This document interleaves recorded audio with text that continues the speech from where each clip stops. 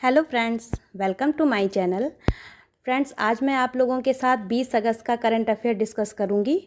और अगर आप लोग मेरे द्वारा बताई गई इन्फॉर्मेशन से रिलेटेड कोई भी अपना सजेशन देना चाहते हैं तो प्लीज़ मुझे कमेंट करके ज़रूर बताएं। और अगर आपको मेरे द्वारा बताई गई इन्फॉर्मेशन अच्छी लगती है तो प्लीज़ मेरे चैनल को सब्सक्राइब करना ना भूलें। तो चलिए स्टार्ट करते हैं। और पहला क्वेश्चन आपके सामने ये रहा, किस संगठन ने national cancer registry programme report 2020 जारी की है? और आपका आंसर है ICMR। तो चलिए इसके बारे में कुछ डिटेल से जान लेते हैं। Indian council of medical research यानी ICMR ने हाल ही में national cancer registry programme report 2020 जारी किया है। रिपोर्ट के अनुसार अगले 5 वर्षों में कैंसर से प्रभावित लोगों की संख्या में 12% की वृद्धि हो सकती है और 2025 तक लगभग 1.5 मिलियन लोग इस बीमारी से पीड़ित होने का अनुमान लगाया गया है। तो चलिए बढ़ते हैं नेक्स्ट पॉइंट की तरफ। किस संस्था द्वारा खुदरा भुगतान के लिए एक नई अम्ब्रेला इकाई की स्थापना की जाएगी? और आपका आंसर है भारतीय रिजर्व बैंक। तो चलिए अब इसके बारे में कुछ डिटेल से जान लेते हैं। भारतीय रिजर्व बैंक यानी RBI ने खुदरा भुगतान के लिए एक नई अम्ब्रेला इकाई स्थापित करने के लिए रूपरेखा जारी की है। यह एक फॉर प्राइवेट कंपनी के रूप में काम करेगी। इसकी न्यूनतम पेडअप पूंजी 500 करोड़ रुपए होगी। यह ATM, वाइट लेवल ATM और आधार बेस्ड भुगतान जैसे भुगतान प्रणालियों की स्थापना और संचालन करेगी। चलिए बढ़ते हैं अब नेक्स्ट पॉइंट की तरफ। पीपल्स बैंक ऑफ चाइना यानी PBOC ने किस भारतीय निजी क्षेत्र के बैंक में हिस्सेदारी हासिल की है? और आपका आंसर है ICICI बैंक। तो चलिए अब इसके बारे में कुछ डिटेल से जान लेते हैं।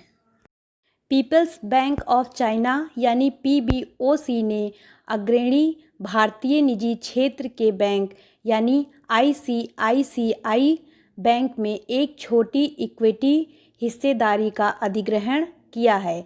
यह उन 357 संस्थागत निवेशकों में से एक है जिन्होंने 15,000 करोड़ रुपए के अर्हता प्राप्त संस्थागत निवेशकों यानी QIP प्लेसमेंट के मुद्दे पर सदस्यता ली है। PBOC ने इश्यू में 15 करोड़ रुपए का निवेश किया है। इसने पहले अग्रणी संस्था HDFC में हिस्सेदारी खरीदी थी। और नेक्स्ट क्वेश्चन है यहाँ पे, किस राज्य ने अपने राज्य से संबंधित लोगों को सभी सरकारी नौकरियों को आरक्षित करने की घोषणा की है? और आपका आंसर यहाँ पे होगा मध्य प्रदेश। चलिए अब इसके बारे में कुछ डिटेल से जान लेते हैं। मध्य प्रदेश के मुख्यमंत्री शिवराज सिंह चौहान ने हाल ही में घोषणा की है कि राज्य सरकार की सभी नौकरियां अपने राज्य के लोगों के लिए आरक्षित होंगी।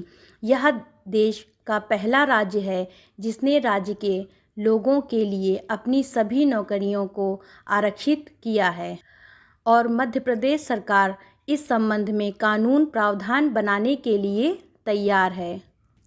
अपने स्वतंत्रता दिवस के संबोधन के दौरान मुख्यमंत्री ने घोषणा की कि राज्य के युवाओं को सरकारी नौकरियों में वरीयता दी जाएगी। और आज का लास्ट क्वेश्चन आपके सामने ये रहा, मंडू आढ़िया रेलवे स्टेशन जिसे बनारस नाम दिया गया है किस राज्य में स्थित है? और आपका आंसर होगा उत्तर प्रदेश। चलिए अब इसके बारे में थोड़ा डिटेल से जान लेते हैं। केंद्रीय गृह मंत्रालय ने हाल ही में उत्तर प्रदेश के मंडू आढ़िया रेलवे स्टेशन का नाम बदलकर बनारस करने की मंजूरी दी है।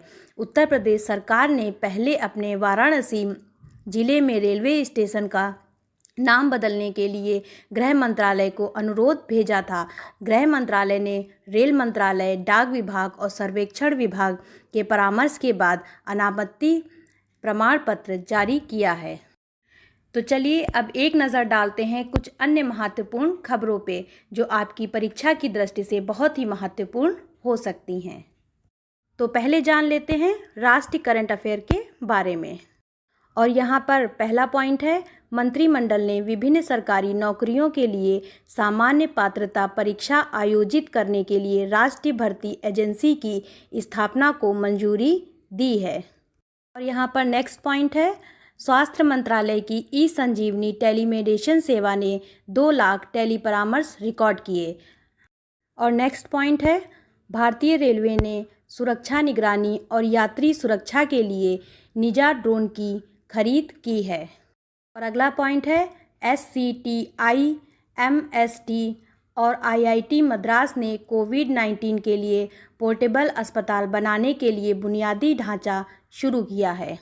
और महाराष्ट्र में सभी सेवारत और सेवानिवृत्त सैनिकों को पंचायत संपत्ति कर से छूट दी जाएगी। यहाँ पर लास्ट पॉइंट है, सुशांत सिंह राजपूत मामले को सर्वोच्च न्यायालय ने CBI जांच करने के आदेश दिए हैं और मुंबई पुलिस को सबूत सौंपने के लिए कहा गया है। और आइए अब एक नज़र डालते हैं अंतर्राष्ट्रीय करंट अफेयर पर। और यहाँ पहला पॉइंट है, लोकसभा अध्यक्ष ओम बिरला संसद के वक्ताओं के 2 दिवसीय 5वें विश्व सम्मेलन के उद्घाटन समारोह में सम्मिलित हुए। और नेक्स्ट है, बांग्लादेश की PM शेख हसीना ने विदेश सचिव हर्षवर्धन श्रृंगला के साथ 2 साल के रोड मैप पर चर्चा की है। और अगला पॉइंट है, माली के राष्ट्रपति इब्राहिम बाउबकर कीता ने अपने पद से इस्तीफा दे दिया है। और अगला पॉइंट है, आपूर्ति श्रृंखला लचीलापन पहल SCRI भारत, जापान, ऑस्ट्रेलिया और चीन के प्रभुत्व का मुकाबला करने के लिए हाथ मिला रहे हैं। और यहाँ पर लास्ट पॉइंट है, विश्व मानववादी दिवस और विश्व फोटोग्राफी दिवस 19 अगस्त को मनाया गया है। और चलिए अब एक नज़र डालते हैं आर्थिक करंट अफेयर पर।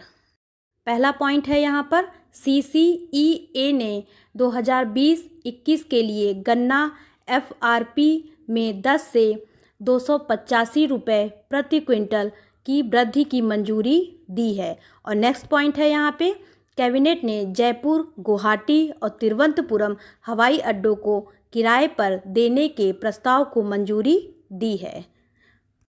और फ्रेंड्स, अगर आपको मेरे द्वारा बताई हुई इन्फॉर्मेशन अच्छी लगी है तो प्लीज़ मेरे चैनल को सब्सक्राइब ज़रूर करें और साथ में लाइक और शेयर करना ना भूलें। मैं आपके लिए डेली ही ऐसे करंट अफेयर की वीडियो लेकर आती रहूँगी।